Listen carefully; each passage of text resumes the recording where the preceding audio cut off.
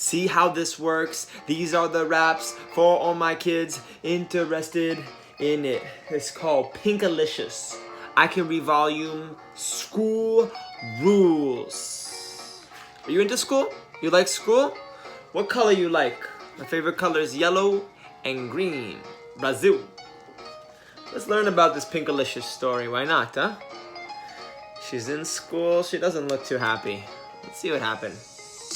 School is okay, except for one thing. When I'm at school, I miss Goldilicious. Goldie for short. Goldie is my unicorn name, cause I always have my unibrow and my university degree in my brain, even though I'm still in 2nd grade.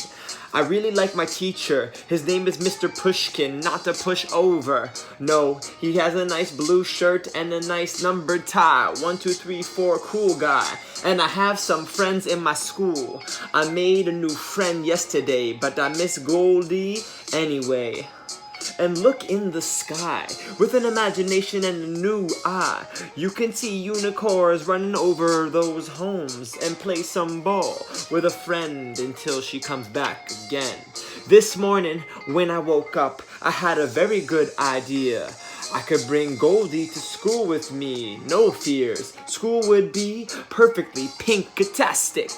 So fantastic, with Goldilicious there too. So I decided to skip on the bus to school and went to school with this cool unicorn. Oh yes, it was so nice, and it was a skinny red apple on Mr. Pushkin's desk, and she ate it. Goldie took the apple and nibbled it gently, and I thought, oh no, this is gonna be a problem and I may go to detention, but I really don't want to. So what am I going to say? What's the story? What do you think she will blame it on? Mr. Pushkin heard Goldie munchin', and he thought it was me. He said, Munchkin, Pinkalicious. There is no eating until snack time, he said, and this is the rule. And I thought in my head, that is not cool. It's not me, I said, it's Goldilicious, my unicorn. She's acting a fool. She didn't eat much for breakfast at all. I added, so let her just get a little bite, please. She's really hungry, and she has a big stomach and hasn't eaten enough. You ever have that? You keep eating and you're just hungry. Mr. Punchkin smiled for a little while. He took me aside and said, my dear child. He took me and told me that unicorns are not allowed in school. I'm sorry, my dear, and that is the rule. And I just thought, rules are something I do not love about school. And I really do not love the rule about no unicorns. It's not cool. And I began to cry a little bit. But Mr. Punchkin had a big smile on his lips. And I thought, well, why is that? We're gonna figure out to see what happened. I cried a little harder. Wah, wah. Okay, Pinkalicious, said Mr. Punchkin. You can unicorn, maybe your unicorn can stay just this once. And I stopped crying. In fact, I clapped and twirled so happily I was not lying. I thought, at least for today, my unicorn can stay. But if your unicorn does stay, you must teach her these rules, Mr. Punchkin said. Don't you think you can do that? And with a smile I said, yes, yes I can. Teaching rules to unicorns is my specialty. At reading time, Goldilicious was very quiet. Even took a book to read it about the past unicorns from the history. Times Goldilicious even helped me with math homework. I was so happy. Unicorns are very good at counting. And they're also good at jumping. How wonderful it is to have the unicorn near all the kids. When it was time for recess, I thought and showed off Goldilicious to all of my friends how to line up by the door. Goldilicious did not push or wriggle or cut the line at all in the front. She respected the order. And look at some kids in the back, they are pushing. It just want to just show that they are the strongest. But this is how it is. We all have our correct placements. That's how it is, kids. Goldilicious played nicely with all the other kids. She taught us how to play and be happy all day. Everyone had so much fun with Goldie and me. I didn't know I had so many friends at school. It was only with Goldie that we began to be happy together and be like a big family and follow the rules. Soon it was time to go home. I thought, oh, Goldie got my backpack and took it off the hook so I could go upon her back. Tell me, Pinkalicious, said Mr. Pushkin. Did you and your unicorn have a good day? We sure did, I said. And he smiled, and we all smiled for a while. It's really nice to do so.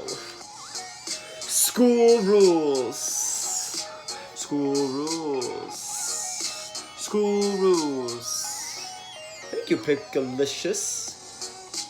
Isn't that nice? For that day, Mr. Pushkin said it's okay for Pinkalicious to stay in the school. Now we all have imaginary friends. What's the name of your imaginary friends? It will meet the very good ends, meaning whatever you need to do, you talk to that friend and you ask, please help me. Some people can see and others can't see, but no difference, you just to learn to compete, to not to say no, but just to believe. And this little girl's friend is Pinkalicious. So what's the lesson of it?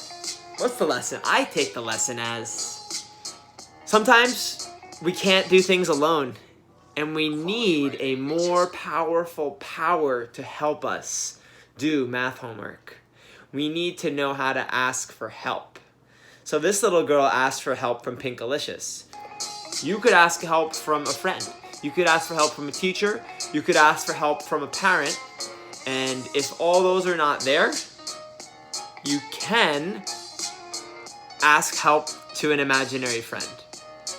And say, what do you think, imaginary friend? What does your friend look like? You could draw the friend out. And you could also draw the friends that are not good. The ones, the imaginary bad things. And you leave them alone. You say, no, I don't need you.